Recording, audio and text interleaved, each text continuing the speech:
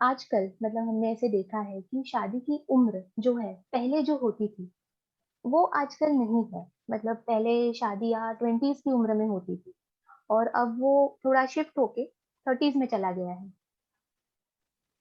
कारण कुछ ऐसे ही है। मतलब कुछ लोग चाहते हैं कि वो पहले करियर करना चाहे, करियर कर ले और फाइनेंशियली स्टेबल हो जाए, उसके बाद शादी करते हैं। और कुछ लोगों को ऐसा लगता है नहीं अभी नहीं करनी है, उनको वो कमिटमेंट से डर लगता है कि ये जो संस्कार तो से कमिटमेंट हम लोग कर रहे हैं कि हम दोनों के बारे में सोचेंगे अभी, तो उनसे उसी से डर लगता है। कुछ लोग उसके वजह से डिले करते हैं शादियां। इन सब में बायोलॉजिकल क्लॉक की तरफ भी ध्यान नहीं दिया जाता जब उम्र 30s में जा रही है शादी की। तो सर, क्या सही उम्र है शादी की, कब करनी चाहिए? बायोलॉजिकल क्लॉक 30s हम्म। सही उम्र, पहले 20, अभी 30s। ओके, थोड़ा डिटेल में बोलना चाहूंगा। यहाँ पे मुझे काफी सारे मिथ्स एक हाँ। साथ सुनाई दे रहे हैं। मैं धीरे धीरे उसे सुलझाना चाहूंगा। सबसे पहले, शादी ये पूरे संसार को आगे बढ़ाने के लिए सृष्टि क्या करती है? सृष्टि दो नियमों पर चलती है, रिप्रोडक्शन और सर्वाइवल।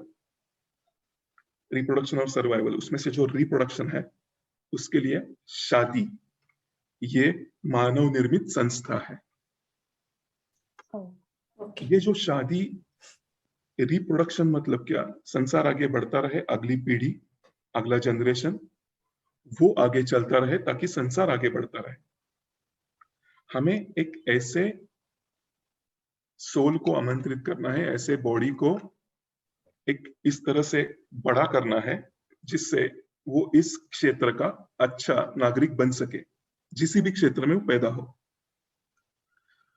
अब ये जान लो, शादी का मतलब ये है कि आप और आपकी जो स्पाउस है, वो हस्बैंड हो वाइफ हो, दोनों मिला के एक ऐसे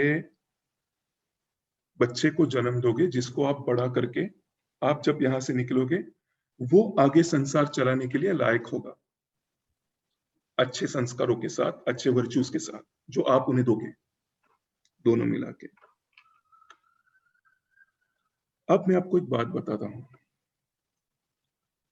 अगर आपका सवाल मैं ठीक से समझा हूं और मैं उसका जवाब देने के बाद आपके सवालों का जवाब आपको मिल गया है तो बताना, नहीं तो मैं वापस दूसरे शब्दों में हम्म। समझाना चाहूंगा, क्योंकि ये क्लटर टू क्लैरिटी ये सेशन इसीलिए है कि काफी सारे सवाल हैं जिसके जवाब हमें शायद मिले भी होंगे लेकिन सेटिस्फेक्शन नहीं हुआ, तो अभी सेटिस्फेक्शन होगा। पहले ये समझ लो कि बायोलॉजिकल क्लॉक से कई बढ़कर होता है mental clock. Hmm. For example, अगर मैं बायोलॉजिकली हंग्री हूं और मुझे पता है कि हंग्री होने के बाद मेरी भूख, अगर सामने बर्गर रखा है वो खाने से मिट भी जाएगी, लेकिन बर्गर सेहत के लिए अच्छा नहीं है, बर्गर सेहत के लिए अच्छा नहीं है, बर्गर सेहत के लिए अच्छा नहीं है, ये सोचते हुए अगर बर्गर आप खाओगे हम्म। तो सोने के बाद उठकर सिरदर्द पाओगे। Biological clock is satisfied, mental clock is not satisfied yet. Hmm.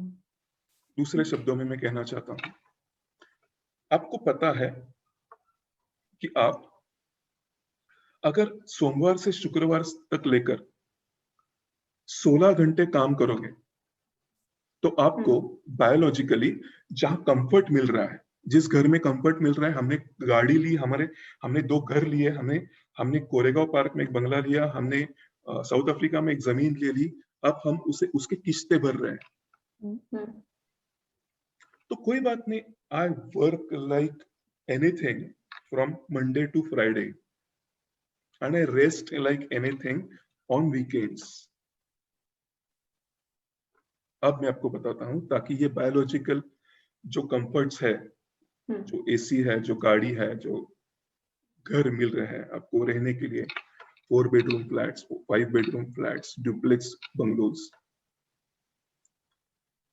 Mental clock जिस तरह से काम करता है वो ये है कि मुझे आज काम करना है और आज रेस्ट लेनी है। ठीक से समझो इस बात को। इसे ये नहीं पता आपको किस्तें भरनी है, इसलिए वो हर रोज थकता है और हर रोज थकान निकालने के लिए आराम चाहता है। उसे नहीं पता वीकेंड आने के बाद साथ में आराम किया जा सकता है। मेंटल क्लॉक को नहीं पता, इसलिए आप बीमार होते हो। हाँ, हाँ, हर 6 महीने में मुझे सरदर्द होता है, जुकाम होता है, क्यों? नहीं, वेदर चेंज। अरे वेदर चेंज बचपन से था, बचपन में थोड़ी आप बीमार गिरते थे। राइट। बदलाव क्या है? बदलाव रोज की रेस्ट नहीं है। जो हमें दिया गया है उसके बारे में सोचने का वक्त आ चुका है। अभी जब भी शादी की बात हमने छेड़ी है, हमारे माता पिता जो है उनको यही पता था कि इस उम्र में शादी होनी चाहिए, लेकिन उनको ये नहीं पता था कि शादी का मतलब क्या है। विक्टिम्स ऑफ विक्टिम, उनकी भी गलती नहीं है, वो भी किसी और की सुनते हुए आए हैं। तो वो दोनों एक दूसरे के साथ, आप मुझे खुश नहीं आप मुझे खुश नहीं रख पा रहे हो, मैं आपको खुश नहीं रख पा रही हूँ, ऐसा आप कहते हो, लेकिन मैं कितनी कोशिश करती हूँ फिर भी आपको कितना भी तो आपको पूरा नहीं पड़ता, आपको और चाहिए होता है। ये दोनों की शिकायतें बच्चा सुनता है और उसे पता होता है कि ओके, माँ ने अगर सर्विस की होती तो माँ को इस शादी से बाहर आने की एक अपॉर्चुनिटी मिलती, जो माँ ने की नहीं। तो नहीं, मैं शादी तभी करूंगा जब मैं इंडिपेंडेंट हो जाऊं। शादी की उम्र इसीलिए आगे बढ़ रही है। ये सही है ये नहीं बोल रहा हूं, ये सही है ये नहीं बोल रहा हूं। किसी और को देखते हुए बच्चा जो सीखता है वो ये है कि इंडिपेंडेंस शादी में काफी मायने रखता है। तो इंडिपेंडेंस तभी आएगा जब पूरा एजुकेशन होगा, उसके बाद कमाना चालू होगा। इसीलिए शादी की उम्र आगे बढ़ती है, जबकि माता पिता में एक ही कमाएगा, एक नहीं कमाया तो भी ये उसको अच्छी खासी फैसिलिटीज लाकर दे सकता है, ऐसी जिम्मेदारियां बटी हुई थी। लेकिन जिम्मेदारियां बंटने के बाद मैं कमाता हूं तो मैं ही सही हूं, ये जब बच्चा देखता है तो वो चाहता है मैं भी कमाऊं, इसीलिए आगे बढ़ रही है। बायोलॉजिकल क्लॉक और मेंटल क्लॉक बाजू में रखो। आपको ये बात पहले पता होनी चाहिए कि शादी तभी करनी चाहिए जब आपको लगे हाँ मैं शादी करने के लिए तैयार हूं। सी, इसका इंपॉर्टेंस मैं आपको बताता हूं। मैंने ऐसे कई केसेस देखे हैं जब मेरे दोस्तों के सासू माँ से प्रेशर आया बहू को कि बच्चा चाहिए। दूसरे घर में पति पत्नी झगड़ रहे हैं, झगड़ते हुए किसी दोस्त ने सलाह दी, अरे तू बच्चा पैदा कर, तेरे घर के सब प्रॉब्लम सॉल्व हो जाएंगे। एक एक सहेली दूसरी सहेली को बोलती है कि घर में दम घुटता है, क्या करूं अकेली रहकर, पता नहीं चलता। I know what you need, ये दूसरी सहेली बोलती है। What? You need to have child now, baby now. अरे एक बार सोचो, अगर बच्चा आ भी गया सहेली के एडवाइस को सुनकर, सलाह को सुनकर, 1 घंटे बच्चे के साथ खेलने के बाद अब मेरा दम नहीं घुटता, बाकी 23 घंटे बच्चे का क्या करे, ये सोच में वो चली जाती है।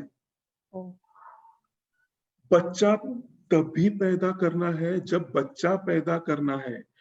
अगर बच्चा पैदा करना इसका मतलब दोनों के झगड़े नहीं होंगे, ये नहीं होगा। दोनों के झगड़े होने के बाद दोनों बच्चे को कोसेंगे, तेरी वजह से मैं बाहर नहीं निकल पा रहा हूं। लेकिन राइट। बेल्ट तो बंधा रहेगा, दोनों शादी बरकरार रहेगी। लेकिन शादी बरकरार रखना ये पॉइंट ही नहीं है। बच्चा अगर पैदा करने के पोजीशन में आप आ जाओ और आप दोनों को लगे हाँ बच्चा पैदा कर सकते हैं, हम उसका अच्छा पालन पोषण कर सकते हैं, हम अच्छे संस्कार देने के लिए तैयार है, हम देने के लिए तैयार है, क्योंकि हमने जिंदगी से काफी मजे लूटे हैं, अब बच्चा पैदा करते हैं। तो दोनों के कंसर्न से ही होना चाहिए, ना सासू माँ के, ना दोस्त के, ना सोसाइटी के, क्योंकि तभी बच्चा संभाला जाएगा। शादी का वैसा है, अगर ये एज आया लेकिन मैं नहीं शादी में आना चाहता, फिर होता क्या है, शादी में कुछ भी हो, तेरी वजह से ये भुगत रहा हूं मैं, तेरी वजह से, सोसाइटी के प्रेशर की वजह। अब सोसाइटी भाग गई, शादी हो गई आपकी, सोसाइटी भाग गई। अब आपके दुख बांटने के लिए वो है नहीं, वो सिर्फ फोर्स करने के लिए है कि शादी करो, शादी करो, शादी करो, शादी करो, शादी करो। शादी हो गई, सोसाइटी का काम खत्म, बुआ का काम खत्म, मामा का काम खत्म।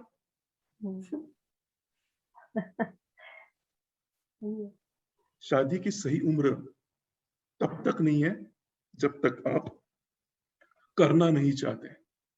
वो 30 हो, 35 साल की उम्र के बाद आपको लगे अब मैं शादी करना चाहता हूँ। सी ये आपका भी इंजीनियरिंग हुआ है, आपको माँ ने भेजा इंजीनियरिंग को, और एक आपने छींक भी ला दी। इंजीनियरिंग का प्रेशर मैं सह नहीं पा रही हूँ, और फिर भी आपने बोला इंजीनियरिंग करने के लिए, इसलिए छींक आई। और इंजीनियरिंग आप खुद से जाओ, अब बताओगी भी नहीं, घर आप बीमार हो, क्योंकि आपको करनी है। शादी कुछ ऐसे ही है, उम्र को भूल जाओ, तभी करना जब आप चाहते हो, क्योंकि बाकी सब बाद में भाग जाने वाले हैं।